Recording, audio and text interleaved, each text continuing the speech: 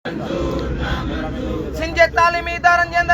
वालेकुम दोस्तों, मां तव्हांजो दोस्त अज़ीम बारी जो दोस्तों। तव्हांखे ख़बर है सिंध के तैलीमी इदारनि अंदर जो शागिर्दियाणियुनि सां जिनसी हरास सां जेके करण वारा वाक़िया जेके उहे रुकजी न सघिया आहिनि। तव्हां कुझु ॾींहं वाक़ियो ॾिठो त मोहम्मदी मेडिकल कॉलेज में जी शागिर्दियाणी जेकी आहे डॉक्टर फेमीदा लिगारी जेको आहे हिकु उस्ताद जी मुबाइना हरास सबबु जेको आघात जेको करण ते मजबूर। ईअं ई जेको Mehran university of engineering and technology जी शागिर्दियाणी आहे कासमाबाद वासण जेको सोब ख़ासकेली उन सां जेको हिकु उस्ताद तरफ़ां जेको मुबाइना तौरु जेको हरास कयो। इल्ज़ाम आहे त उस्ताद काशिफ़ जेको उन इल्ज़ाम आयो आहे उन खां असां कोशिशि कंदासीं त हिते शागिर्द अॻवान जेके आहिनि उहे बि मौजूदु आहिनि। जानिब वसण जेको उहो मुसलसल शागिर्दनि जे वाक़िअनि अरे तव्हां ॿुधाईंदो छा मुतालबा खणी तव्हांजे एहतिजाज पिया कयो? अदा सॼी सिंध के ख़बर आहे मीडिया जे तसलसल सां मीडिया ते ख़बरूं नशर थियूं आहिनि त मेरान यूनिवर्सिटी अंदरि असांजी भेण एमफिल स्कॉलर आहे, एमफिल जी शागिर्दियाणी आहे, उनखे जेको आहे हिकिड़े उस्ताद उनजे सुपरवाइज़र हिरासा कयो आहे। ऐं उहो हिरासमेंट जी हिकिड़ी पीक लेवल आहे। हिकिड़ी हिरासमेंट जी लेवल हूंदी आहे मैसेजनि जे ज़रिए ओरली, पर उनखे टच कयो आहे, या हिकिड़ी हिरासमेंट जी कानूनी तौरु पीक लेवल आहे। पर हिन मुल्क अंदरि कानून जो को बि अमल दख़ल आहे ई कोन। अॼु मेरान यूनिवर्सिटी अंदरि इहो वाक़ियो थियो आहे। अॼु खां 2 साल पहिरियां 3 साल पहिरियां इन ई उस्ताद ते शागिर्दियाणियूं चवनि थियूं 2019 में साॻियो इल्ज़ाम लॻो। अॼु मूं वटि मैसेज पिया आहिनि। सवेर मूं तव्हांखे ॿुधायो त उनजो हिकिड़ो ट्यूशन सेंटर आहे, उन ट्यूशन सेंटर में जेको आहे सो शागिर्दियाणी उहो इल्ज़ाम हणे थी त हिन उस्ताद ते जेको आहे साॻियो इल्ज़ाम उहो मैसेज आहिनि मूं वटि।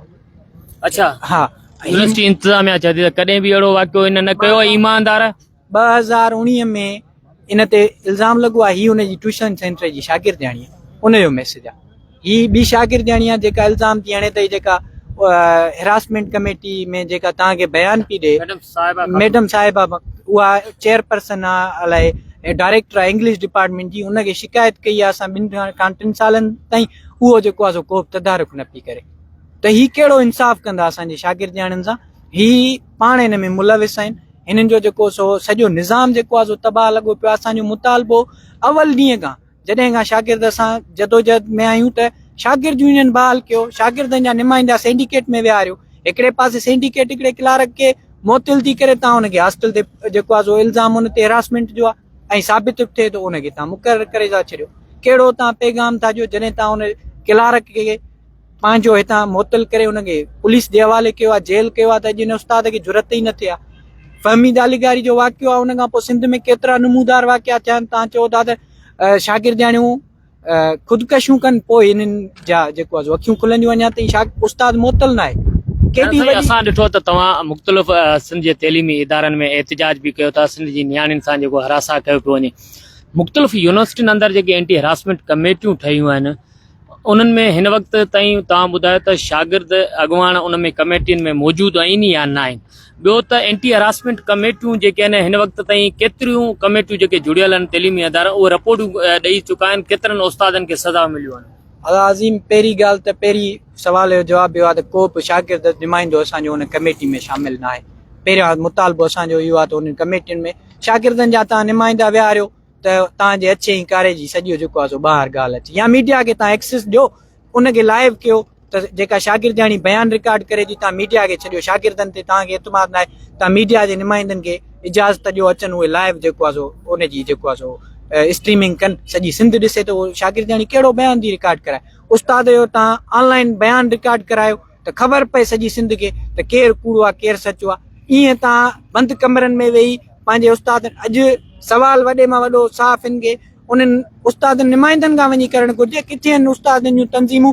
जॾहिं ग्रेड लाइ तव्हां बाइकाट करे था छॾियो पेपरनि जे, त सॼे पाकिस्तान में ऐलान थी करे उस्तादनि जी तंज़ीम तव्हां जेको आहे सो बाइकाट करे था छॾियो। अॼु किथे आहे उस्तादनि जी तंज़ीम? मुंहिंजो सवाल आहे शागिर्द नुमाइंदे जी हैसियत में, सिंध शागिर्द सभा जे चेयरमैन जी हैसियत में किथे आहिनि उस्तादनि जूं तंज़ीमूं? अचनि उस्ताद असां सां वेहनि, ॻाल्हाइनि हिन मसइले ते। अच्छा, इन यूनिवर्सिटी अंदरि इब्राहिम लाशारी ॿुधाइनि था त सुप्रीडेंट 17 ग्रेड जो उन 2023 साल दौरान 4 शागिर्दियाणियुनि खे हरासा कयो। कमेटीअ जे अॻियां बि जेको आहे उन एतिराफ़ कयो त मूंखां ग़लती थी वई। उन बावजूदि हिन वक़्त ताईं उहो नौकरीअ ते मौजूदु आहे, बहाल थी वियो।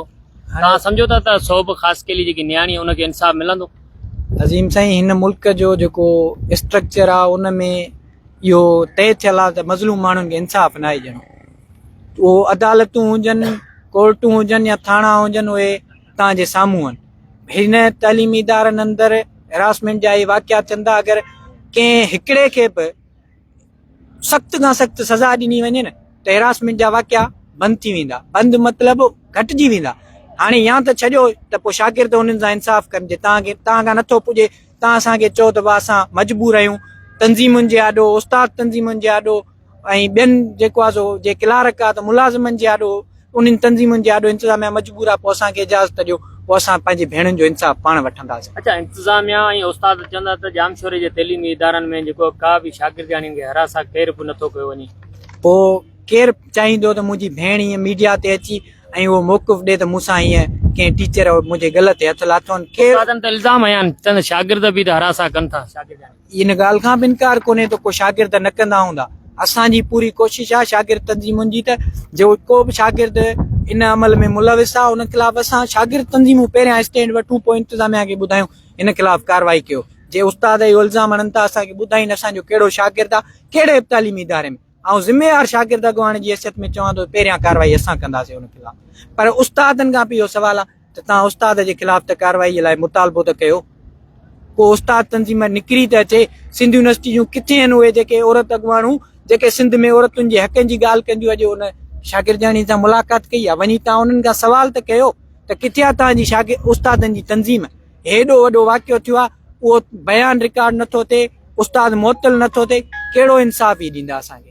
अच्छा, ॿियो बि साम्हूं हिकिड़ो स्कैंडल साम्हूं आयो त शहीद अलाबख्श सुमरो यूनिवर्सिटी जी हिकिड़ी शागिर्दियाणी आहे, फर्स्ट ईयर जी माया, हैदराबाद जी आसन, उन हिकु ख़त लिखी हुई, उनजे घरां ख़त मिलियो आहे त मां यूनिवर्सिटी वञा थी पेपर ॾियणु, अगरि पेपर ते न पहुती सम्झो त ख़ुदकशी करे छॾींदी। इंतिज़ामिया उहो ख़त बि न पई ॾेखारे। इन मामले ते तव्हां जांच कई आहे? शागिर्द उन यूनिवर्सिटी इंतिज़ामिया सां मुलाक़ात कई हिन मामले ते? हाणे वाक़ियो थियो आहे इन जी मूंखे ख़बर न आहे, तव्हांजे तसलसल सां ख़बर पए पई। ऐं असां कोशिशि कईसीं अॼु मेरान यूनिवर्सिटी जी इंतिज़ामिया सां मुलाक़ात कयूं पर न थी सघी, ऐं उहा जेका कमेटी आहे उन सां मुलाक़ात कयूं पर न थी सघी।